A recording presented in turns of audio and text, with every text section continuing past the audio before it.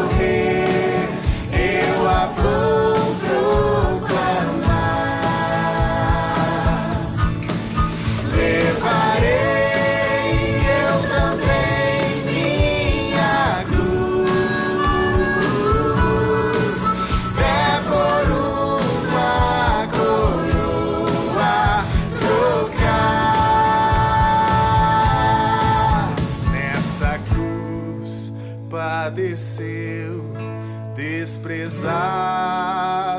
morreu, meu Jesus, para dar-me perdão. Eu me alegro na cruz, dela vem graça e luz para minha santificação. Sim, eu amo a mensagem da cruz.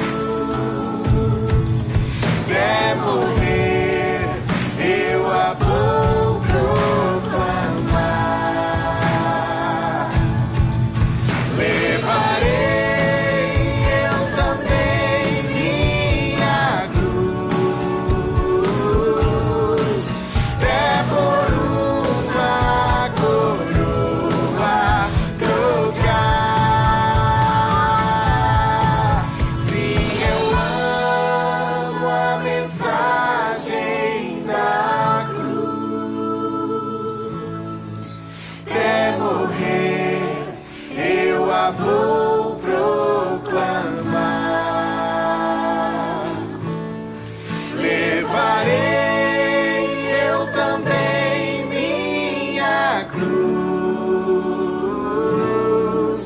até por uma coroa trocar.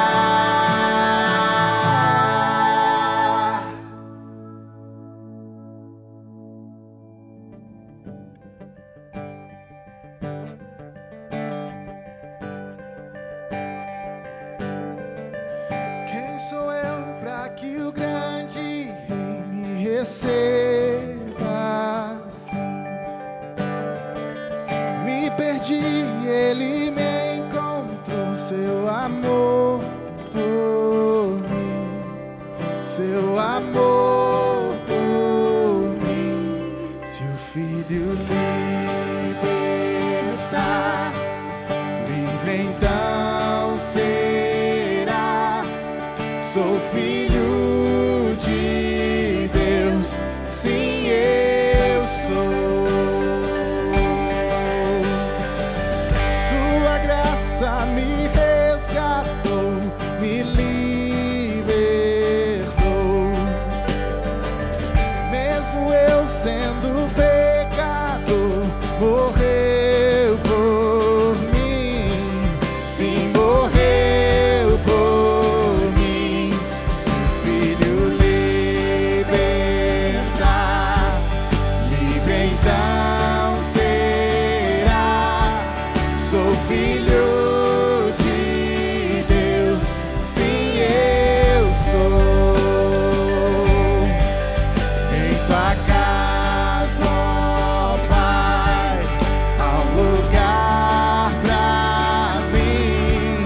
Sou filho de Deus, sim, eu sou.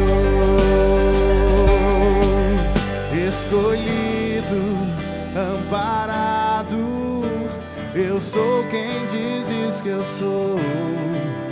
Tu és por mim, és comigo.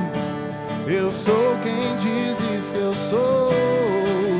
Escolhido, amparado, eu sou quem dizes que eu sou. Tu és por mim, és comigo. Eu sou quem dizes que eu sou.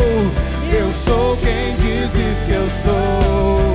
Se o Filho libertar, livre então será.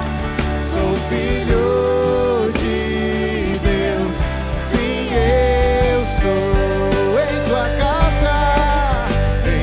casa, ó Pai, há um lugar pra mim. Sou filho de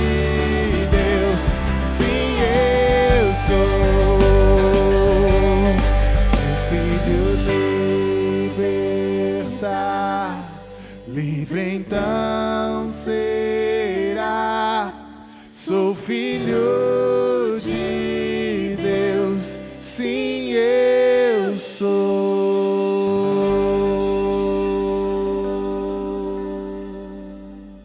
A palavra de Deus nos diz em 1 João 1, 8 e 9: se afirmarmos que estamos sem pecado, enganamos a nós mesmos e a verdade não está em nós. Se confessarmos os nossos pecados, Ele é fiel e justo para perdoar os nossos pecados e nos purificar de toda a injustiça. Talvez você viva uma vida se enganando, dizendo que não peca, ou se enganando achando que não precisa confessar os seus pecados. Mas a palavra de Deus nos diz que, sim, nós somos pecadores.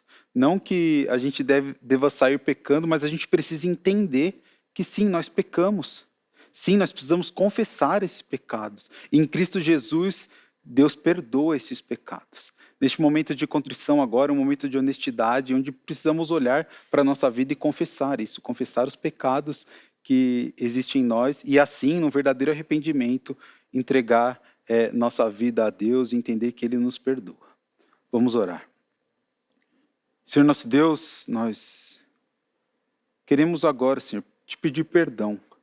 Perdão por todas as vezes onde nos enganamos, realmente nos enganamos ou achando que não pecamos ou achando que não precisávamos confessar esses pecados, Senhor. Queremos te pedir que o Senhor nos ensine a cada dia a necessidade de confessar esse pecado, que a gente possa entender isso, entender que em Cristo Jesus somos perdoados, Senhor. Pedimos perdão agora pelos nossos pecados e perdão por muitas vezes omiti-los, não confessá-los, Senhor. Que a gente possa olhar para Ti, que a gente possa glorificar a Ti com a nossa vida. Em nome do Filho de Jesus que oramos. Amém.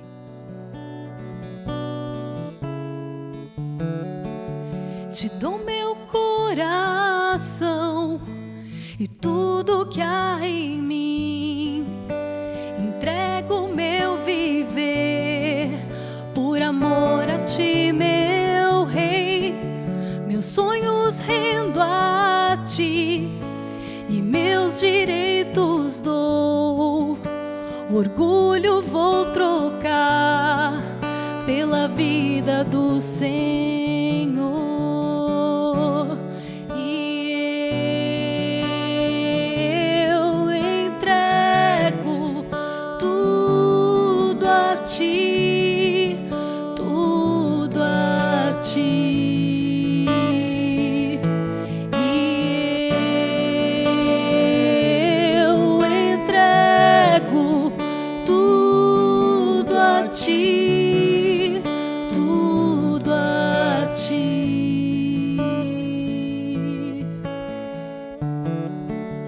Eu canto esta canção de entrega a Ti, Jesus, e o que o mundo dá eu deixo aos pés da cruz, por conhecer a Ti, Teu nome dar louvor, sentir Tua alegria, partilhando Tua dor. E eu entrego tudo a Ti, tudo a Ti. E eu entrego tudo a Ti, tudo a Ti.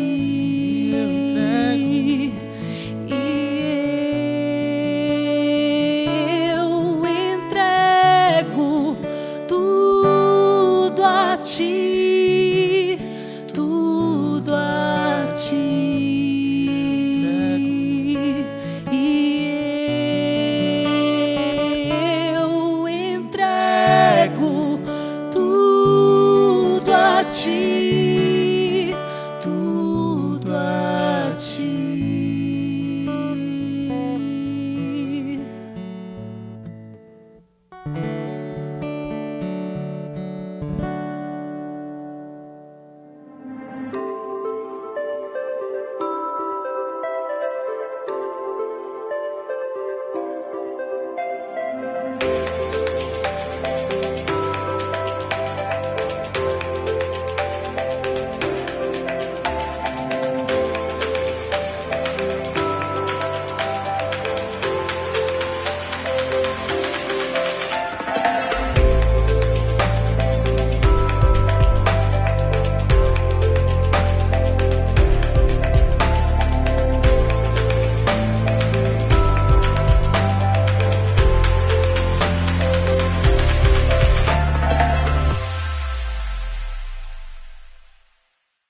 Olá, irmãos e irmãs. Estamos, todos sabem, no meio de uma série em Lucas. A gente tem explorado o livro de Lucas e aprendido a respeito de Jesus. E todos também sabem que eu estou num momento de tratamento, um momento em que eu preciso cuidar um pouquinho. E hoje, quem aqui está me substituindo é um amigo da Igreja Presbiteriana de Pinheiros, da nossa igreja mãe, reverendo Nilson. E o mais legal é que ele veio lá de Itajubá, ou seja, todas as pessoas bacanas sempre vêm de lá, sempre vêm de Itajubá. Reverendo Nilson vai estar pregando, a gente vai fazer um gap nessa série, nós voltamos no próximo e com vocês, reverendo Nilson, fica à vontade, que Deus abençoe e Deus possa te usar. Amém. Eu agradeço, reverendo Robson, agradeço os irmãos da Igreja Presbiteriana de Perdizes, e é um prazer, uma alegria estar aqui com vocês. E a nossa oração é que Deus possa nos guardar, nos abençoar, falar aos nossos corações a partir da sua palavra. Essa é a nossa oração e desejo que os irmãos continuem firmes aqui nesse projeto de plantação, que os irmãos da Igreja Presbiteriana, os irmãos, as irmãs da Igreja Presbiteriana de Perdizes, continuem labutando aí, trabalhando para a honra e para a glória de Deus e que Deus possa usá-los para a sua glória e para a salvação de outras vidas.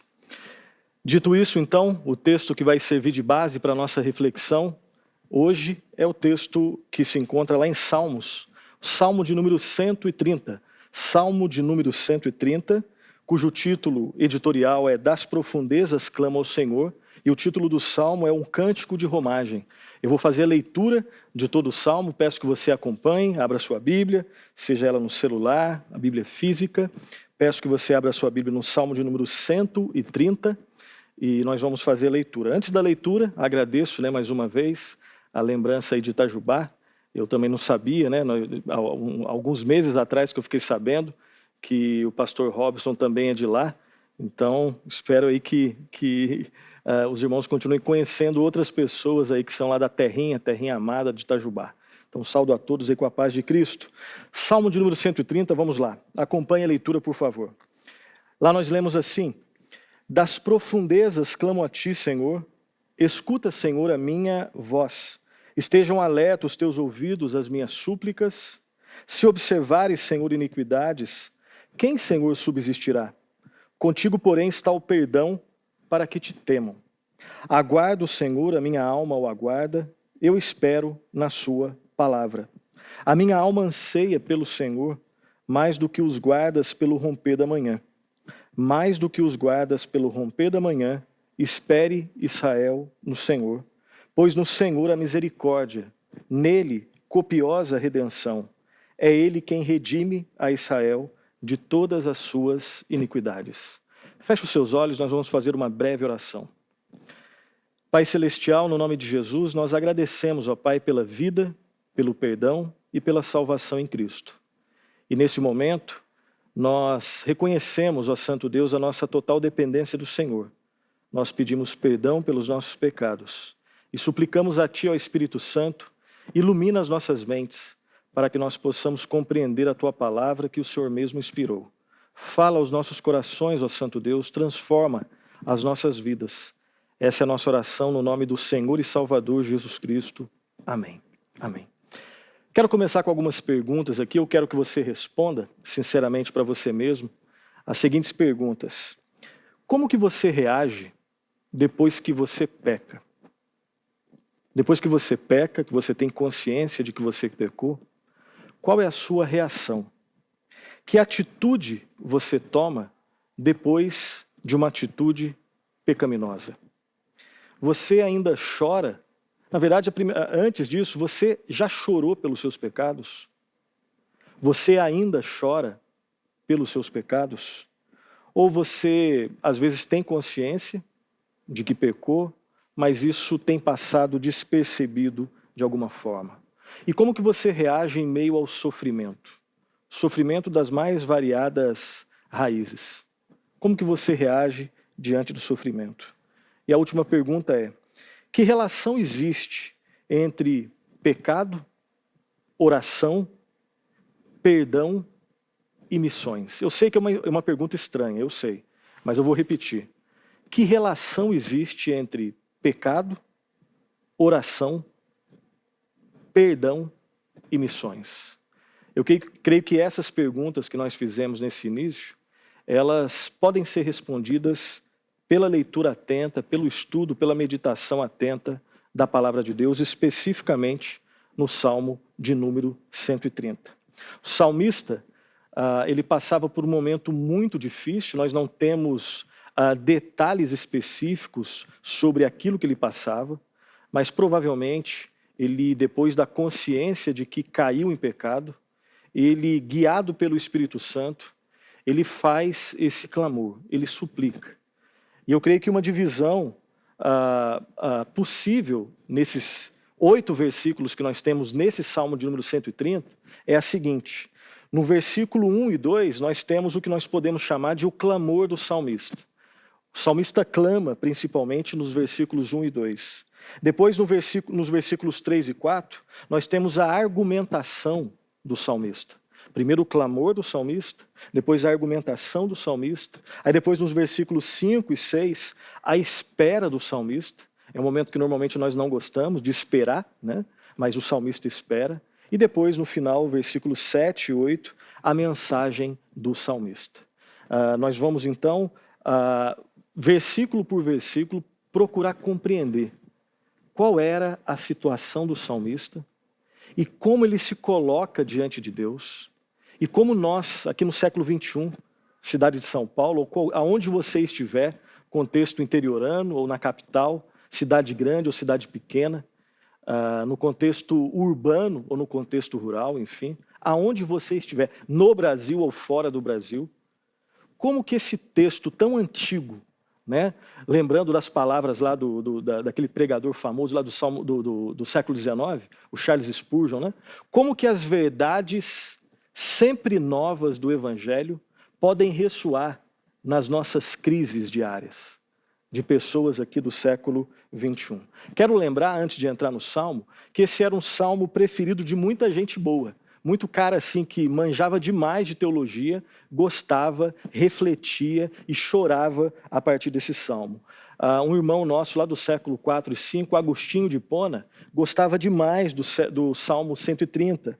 Era o Salmo também preferido de Lutero, de Calvino, e teve lá o John Owen, que era o grande cabeça ali do movimento puritano, ali na Inglaterra. John Owen chegou a escrever livros, um livro específico, de 300 páginas, só a partir da meditação do Salmo 130. Ou seja, é um salmo que muitas pessoas veem, e veem claramente nesse salmo, o Evangelho, a mensagem que deixa bem claro o que Deus fez por nós, o que nós nunca faríamos por nós mesmos. E isso, entre outras coisas, esse salmo se torna uma mensagem tão especial. Dito isso, vamos então compreender o estilo desse salmo. Esse é um salmo que tem pelo menos 2 características. É um salmo de romagem, e eu sei que essa é uma expressão às vezes estranha, né?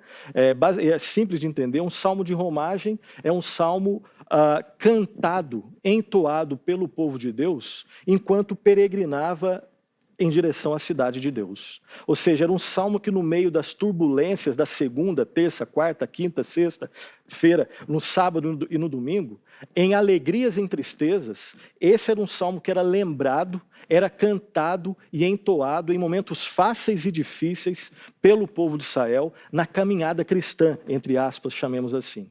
Além de ser um salmo de romagem, é um salmo também penitencial. E, de novo, a gente está diante de uma expressão meio estranha, mas que é simples de entender. O que é um salmo penitencial? E aqui eu creio que bate muito forte no mais profundo do nosso coração. Um salmo penitencial é um salmo escrito com a consciência de que se é pecador. E a partir da consciência de que se é pecador, o salmista se arrepende e se quebranta. E quem de nós não passa por isso? No dia a dia, quando a gente topa com os nossos limites, com as nossas feiuras internas, quando eu tento fazer algo certo e não consigo, quando eu sei que eu tenho que fazer algo correto e não faço, e às vezes coisas horríveis que eu não quero fazer e que eu tenho facilidade de criticar no meu próximo, mas quando eu sou sincero, eu sei que aquilo que eu critico no meu próximo, eu mesmo faço. E pela graça de Deus, o salmista, com a consciência de que ele caiu, com a consciência de que ele pecou, com a consciência de que ele ofendeu a Deus e ofendeu ao próximo, ele com o coração sinceramente, autenticamente arrependido e quebrantado, ele clama ao Senhor. Esse é um salmo de romagem, esse é o salmo de penitência. Dito isso, vamos para o ensino do salmo, o salmo de número 130. Nós vemos então, como eu disse no início, pelo menos essas 4 atitudes, e a primeira atitude do salmista, que pode nortear a nossa vida nas nossas crises diárias, é o clamor do salmista. A primeira coisa que o salmista faz é isso. Ele clama a Deus. Versículos 1 e 2, eu vou reler, acompanhe aí. O salmista diz assim: das profundezas clamo a ti, Senhor. Escuta, Senhor, a minha voz. Estejam alertas os teus ouvidos às minhas súplicas. Como eu disse, nós não temos informações detalhadas, pormenorizadas, do contexto histórico do salmista que o levou a usar essas palavras. Mas como alguns comentaristas dizem, embora nós não tenhamos acesso ao contexto histórico, saber exatamente o que ele estava passando, nós temos informações sobre o chamado contexto existencial. O salmista estava no pó. O salmista estava quebrado. O salmista havia caído. E com essa consciência, ele clama das profundezas. Não é da periferia, não é da superficialidade. É daquilo que vai de mais profundo. Não é da boca para fora. O salmista clama na crise dele, e ele diz: das profundezas clamo a ti, Senhor. E no versículo 2 ele diz, ele pede: escuta, Senhor. Por favor, me escuta. Escuta a minha voz. Estejam alertas os teus ouvidos às minhas súplicas. Basicamente é isso. Essa primeira verdade que nós aprendemos. O salmista, angustiado, quebrantado, no pó, como se diz lá em Minas, lá em Itajubá, no pó da rabiola, né? Quando a situação está complicada, ele clama: Senhor, escuta a minha oração. Nós temos um clamor parecido lá no Salmo 119, 25, que diz assim: a minha alma está apegada, está grudada no pó. E aí vem o clamor: vivifica-me segundo a tua palavra.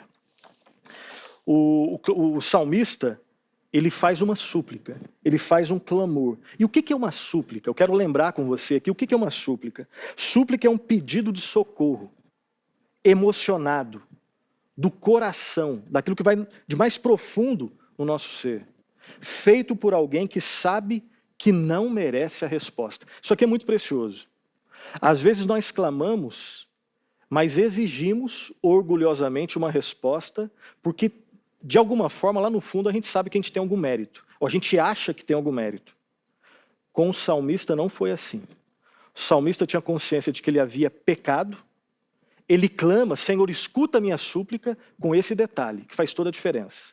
Ele sabia que não merecia ser ouvido. Isso tem cheiro de humildade. E a gente aprende lá em Isaías: o homem para quem olharei é esse, não o orgulhoso, não o que tem senso de mérito. O homem para quem olharei é esse, o contrito, o abatido de espírito e que treme da minha palavra. Deus olha para todos, mas esse tipo de olhar aqui é aquele olhar paternal, olhar redentor, olhar redentivo. Esse é o tipo de atitude que deve caracterizar as nossas súplicas, as minhas súplicas. Às vezes é possível que eu faça uma oração com toda a ortodoxia, com todas as doutrinas corretas, mas aquilo ressoa da boca para fora e não encontra eco no meu coração. O salmista usa as palavras corretas, mas aquilo que vai do mais profundo do seu coração. E o salmista, como nós vimos, ele pede, né? Senhor, escuta a minha oração. E nós não temos o que eu vou falar aqui no Salmo, mas é como se Deus falasse assim, ó, ok, eu vou te escutar, o que você quer me falar? E aí nós vamos, essa é a ponte para o nosso segundo ponto. Em primeiro lugar, o salmista clama, o clamor do salmista. Ok, eu vou te escutar. O que você quer falar? Aí nós entramos agora no segundo ponto, que é a argumentação do salmista. Isso talvez soe um pouco estranho para alguns, né? Porque alguns podem falar, quem é o homem para argumentar com Deus?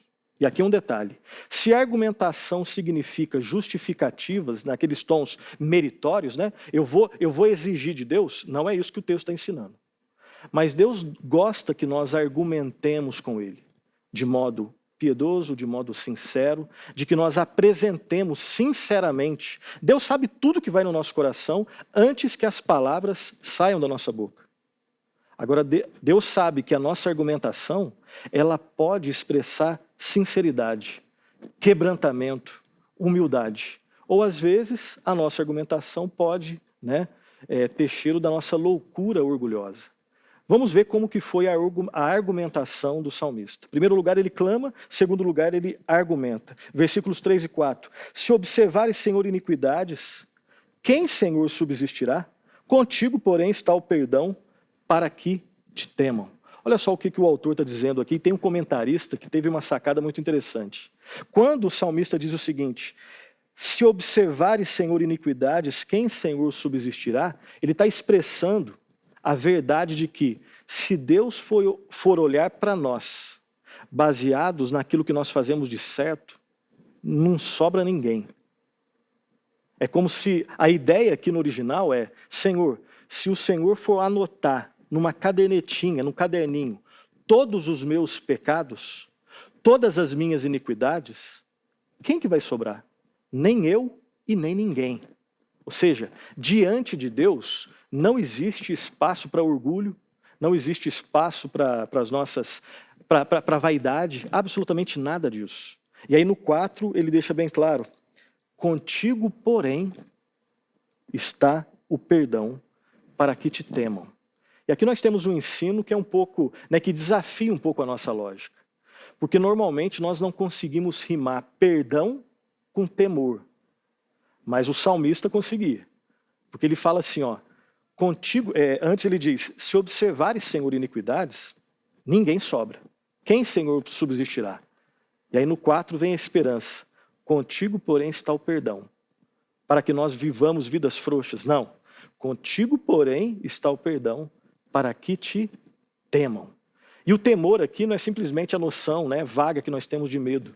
A ideia do temor aqui é que, quando nós amamos alguém, nós tememos ofender esse alguém. Essa é uma das ideias centrais por trás do temor bíblico. Quem realmente ama a Deus, teme ofender a Deus. Nós tememos ofender, nós tememos brincar com o objeto do nosso amor. Essa é a ideia que está por trás do clamor do salmista. E o salmista dá dois, né? Esses são basicamente os dois motivos que ele apresenta na sua argumentação. Senhor, primeiro, por favor, ouça a minha oração, porque se o Senhor for olhar para os meus erros, ninguém subsiste. E por favor, lembre-se, Senhor, que com o Senhor está o perdão para com aqueles que temem o Senhor. Perdão nas Escrituras sempre é resultado de substituição. Deus só nos perdoa, não porque Ele faz vistas grossas para o nosso pecado. Só existe possibilidade de perdão autêntico, por quê? Porque alguém pagou a nossa conta. E nós sabemos do que nós estamos falando aqui. Só existe redenção, não porque eu consigo atingir uma média 7, e Deus vai lá e me passa de ano, absolutamente não. Nós nunca podemos nos esquecer que o padrão de Deus, do qual Ele nunca vai abrir mão, é o padrão da perfeição, padrão da santidade. E um pecado diante de Deus já é suficiente para a nossa condenação. Então, como que é possível Deus nos perdoar? É possível o perdão e a redenção porque alguém, um justo, morreu no lugar de pessoas injustas como nós. Criminosos como nós, porque a Bíblia, uma das metáforas utilizadas é essa. Nós somos eternos devedores, que por nós mesmos nós nunca conseguiríamos pagar nossa conta. Nós só deixamos de ser eternos devedores porque alguém pagou a nossa conta. Esse é um dos momentos do Salmo onde nós podemos fazer uma conexão clara com o Evangelho. a boa notícia que diz que em Cristo nós temos perdão, restauração e salvação para as consequências do nosso pecado. Terceiro ponto, clamor do salmista é o primeiro ponto. Depois nós vemos a argumentação do salmista. Em terceiro lugar, o salmista, depois de deixar bem claro, fazer a sua argumentação, vem um momento que normalmente nós não gostamos, que é a espera do salmista. Versículos 5 e 6 está escrito assim: aguardo o Senhor, a minha alma o aguarda, eu espero na sua palavra. A minha alma anseia pelo Senhor mais do que os guardas pelo romper da manhã. Mais do que os guardas pelo romper da manhã.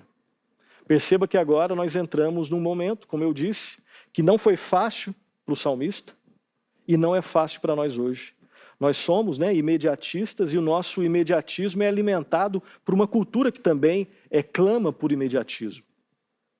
Mas Deus não é definido por aquilo que a cultura diz. Existe o momento da espera. Pode ser uma espera curta, uma espera média, uma espera longa. As respostas de Deus sempre são perfeitas, embora às vezes nós lá no fundo discordemos disso, né? Mas nós sabemos que nós somos imperfeitos e Deus é que é perfeito. E o salmista, depois de clamar e depois de argumentar, ele espera. Só que não é qualquer tipo de espera. Inclusive na espera nós podemos aprender e nós aprendemos muito. Como que era a espera do salmista?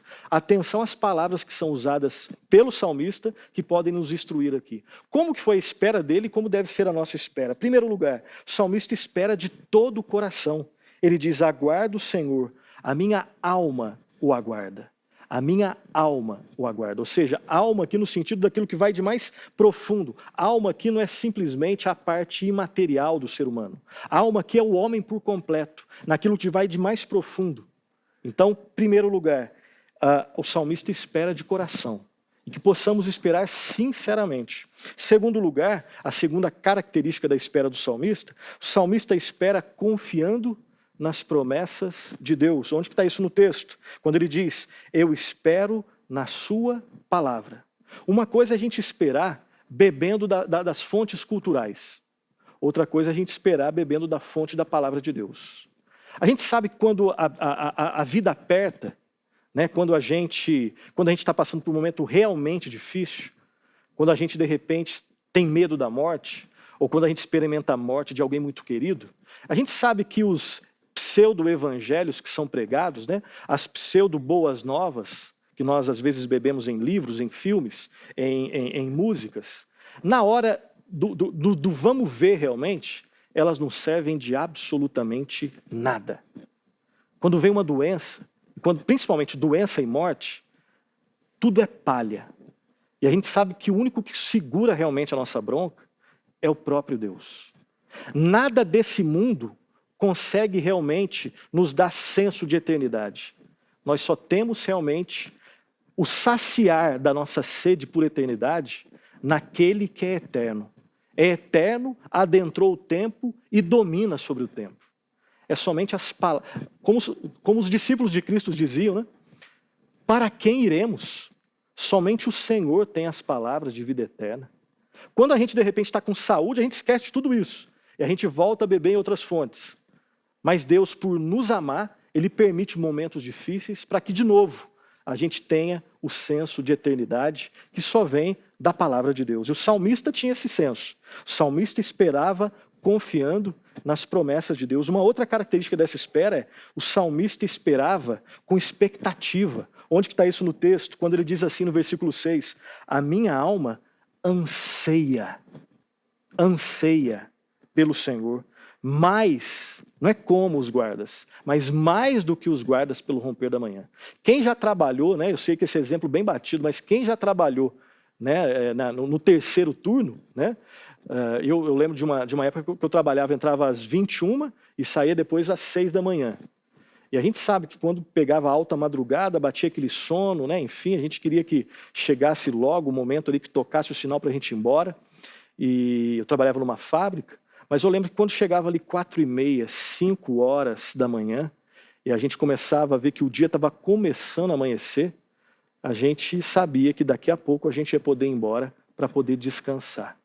A espera do salmista tinha um pouco dessa expectativa, mas muito mais. Ele diz, a minha alma anseia pelo Senhor, muito mais, né? Mais do que os guardas pelo romper da manhã. E ele esperava, porque sabia que Deus é um Deus justo e santo, mas também Deus é um Deus misericordioso e gracioso. E a última característica dessa espera é que o salmista esperava não nele, mas no Senhor. A minha alma anseia pelo Senhor. Era um desejo intenso e autêntico pelo próprio Deus. Ok que na rebatida tinha as bênçãos de Deus, mas ele sabia que é mais do que as bênçãos de Deus. Ele esperava e ansiava, tinha expectativa por ter a sua comunhão restaurada. Comunhão que foi quebrada pelo pecado e agora seria, pela graça de Deus, restaurada com o próprio Senhor. É nesse sentido, né, que nós podemos afirmar biblicamente que céu é estar com Cristo. Céu é estar com o próprio Senhor Jesus Cristo. Último lugar, vemos então, só relembrando, o clamor do salmista, a argumentação do salmista, depois a espera do salmista e, por fim, o último ponto, a mensagem do salmista. Depois que o salmista passa por todo esse processo, ele quer que outras pessoas experimentem esse processo. O processo de clamar, o processo de argumentar, o processo de esperar, porque tudo isso vai apontar para Cristo, vai ser redentor na vida dele, vai ser redentivo na vida dele.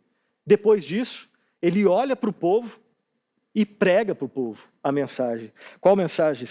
A mensagem está presente no versículos 7 e 8. Lá está escrito assim, espere, assim como eu estou esperando, esperando no Senhor, mais do que os guardas pelo romper da manhã. Aí versículo 7, espere Israel em quem? No Senhor. Pois no Senhor existe o quê? Misericórdia. Nele, copiosa. A ideia do copiosa que é abundante. Abundante o quê? Redenção. Versículo 8, é ele quem redime a Israel de todas as suas iniquidades. O salmista clama, o salmista argumenta, o salmista espera, e agora ele prega uma mensagem para o povo de Israel. E a mensagem dele está baseada em 3 argumentos. Primeiro argumento, por que eu devo esperar? Em primeiro lugar, porque em Deus há misericórdia. Você sabe muito bem, já ouviu várias vezes, né, que misericórdia é quando Deus não nos dá aquilo que nós merecemos. O que eu mereço é a condenação. Eu sei muito bem disso. Mas Deus, por ser misericordioso, Ele não me dá aquilo que eu mereço. E aí uma orientação, né? Nunca peça a Deus o que você merece. Nunca peça a Deus o que você merece. Porque o que nós merecemos, observando o padrão de santidade perfeita de Deus, inatingível, o que eu mereço é condenação. Eu sou egoísta. Ainda, pela graça de Deus, eu consigo, pela graça de Deus, manifestar algum tipo de amor a Deus, algum tipo de amor ao meu irmão, mas ainda é imperfeito, está longe da perfeição. Então não peçamos a Deus o que a gente merece. E o salmista diz, espere no Senhor. Por quê? Em Deus existe misericórdia. E misericórdia é aquilo que eu preciso e aquilo que nós precisamos, aquilo que você precisa. Segundo o argumento dele, né? Por que nós devemos esperar no Senhor? É porque em Deus há perdão. Deus é um Deus justo, nunca vai abrir mão da sua justiça. Deus é um Deus santo, nunca vai abrir mão da sua santidade. Mas Deus também é um Deus de misericórdia, de perdão, de amor e de graça. E aqui nós aprendemos que em Deus existe perdão. Nele, copiosa, transbordante redenção. E a última parte do seu argumento, ele diz, Deus é o Deus de Israel. Quando ele diz assim, lá no versículo 8, é Ele quem redime a Israel, é Ele quem nos redime, o povo de Deus. É Ele quem redime a Israel de todas as suas iniquidades. É a segunda vez nesses 2 versículos, no versículo 7 e 8, que ele usa a palavra, a expressão redenção. Deus é um Deus redentor e o que nós precisamos é de redenção para os nossos pecados. Quero terminar essa mensagem com as seguintes aplicações, as últimas considerações. O Salmo 130, ele descreve a experiência de todo cristão que se encontra nas profundezas e que das profundezas clama ao Senhor que está sentado no alto e sublime trono. Ou seja, o fato de que nós estamos no buraco, ou que nós nos sintamos no buraco, né, não deve fazer com que nós desistamos das nossas lutas. O salmista clamou das profundezas.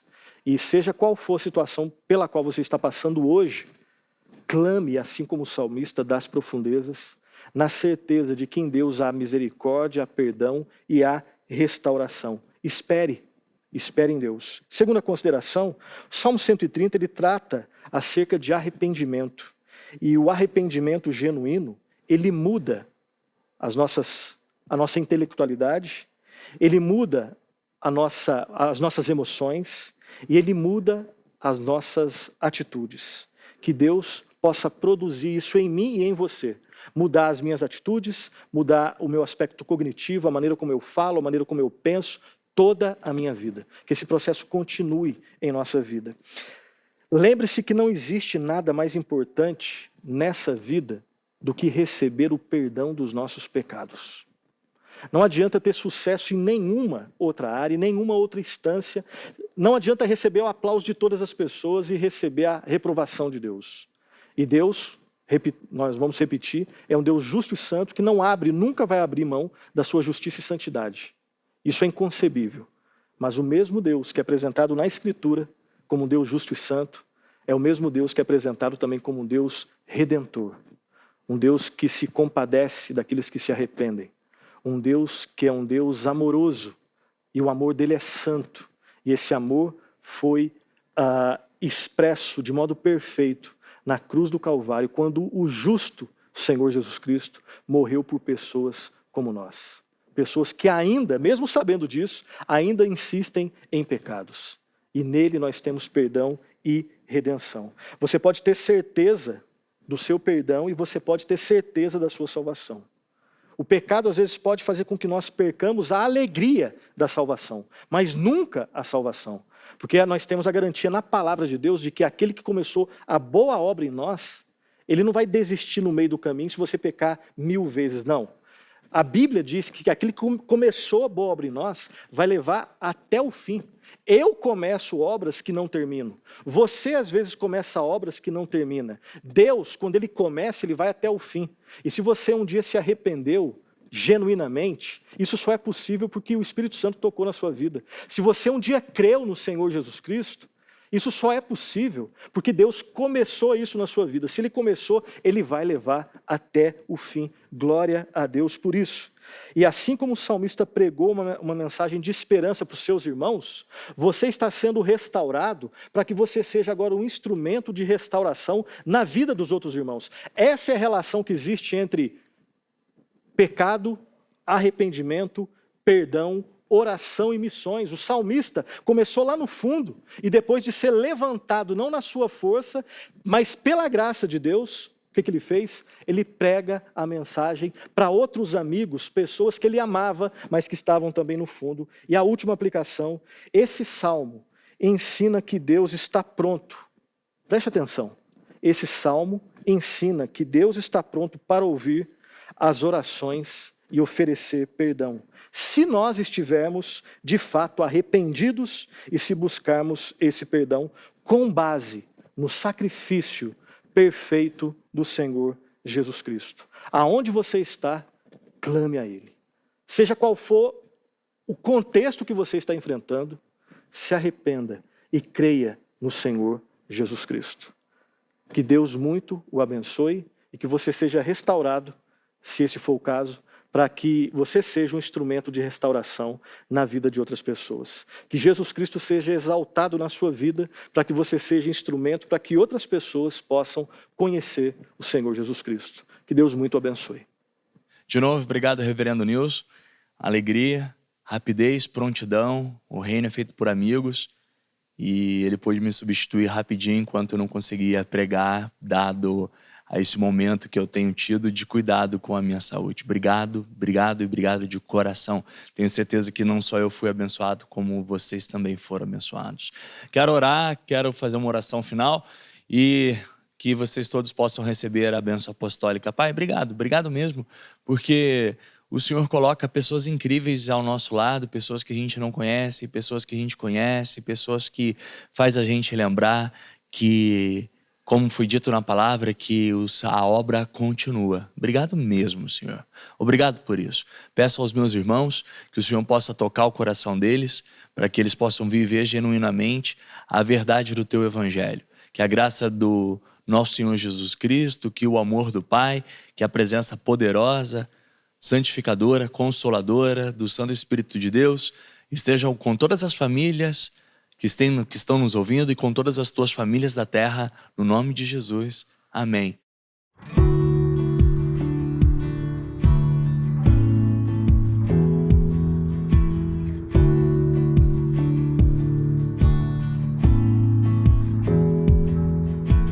Quando penso que sou capaz, que sou forte, que sou mais do que realmente sou. Quando estou seguro demais e confio em minha paz, em vez de confiar em ti. Tu vens me provar, posso então contemplar quem tu és e quem eu sou. O espinho em meu ser é pra que eu possa depender, não do meu braço, mas do teu poder. Vem curar minhas feridas, revestir-me de ousadia, vem me completar. Venha ser a minha vida, minha canção, minha alegria, meu chão, meu ar, tua presença é o meu lugar.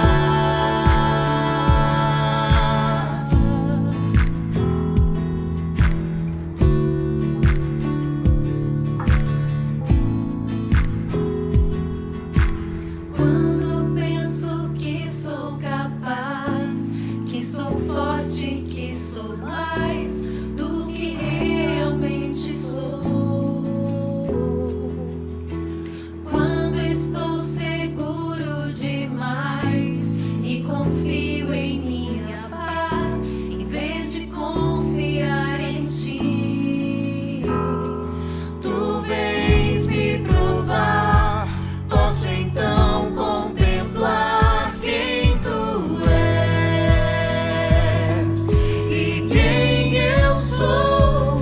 O espinho em meu ser é pra que eu possa depender, não do meu braço, mas do teu poder. Vem curar minhas feridas, revestir-me de ousadia, vem me completar. Venha ser a minha vida, minha canção, minha alegria, meu chão, meu ar, tua presença é o meu lugar.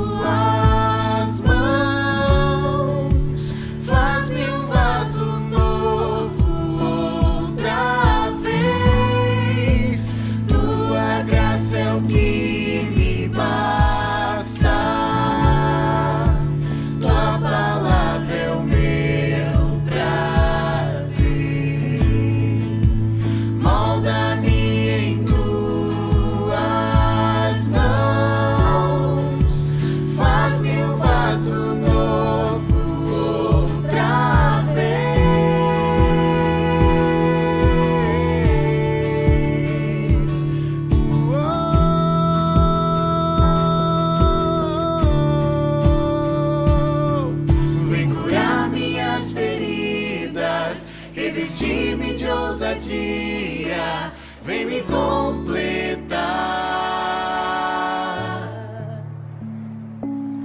Venha ser a minha vida, minha canção, minha alegria, meu chão, meu ar. Vem curar minhas feridas, revestir-me de ousadia, vem me completar. Venha ser a minha vida, minha canção, minha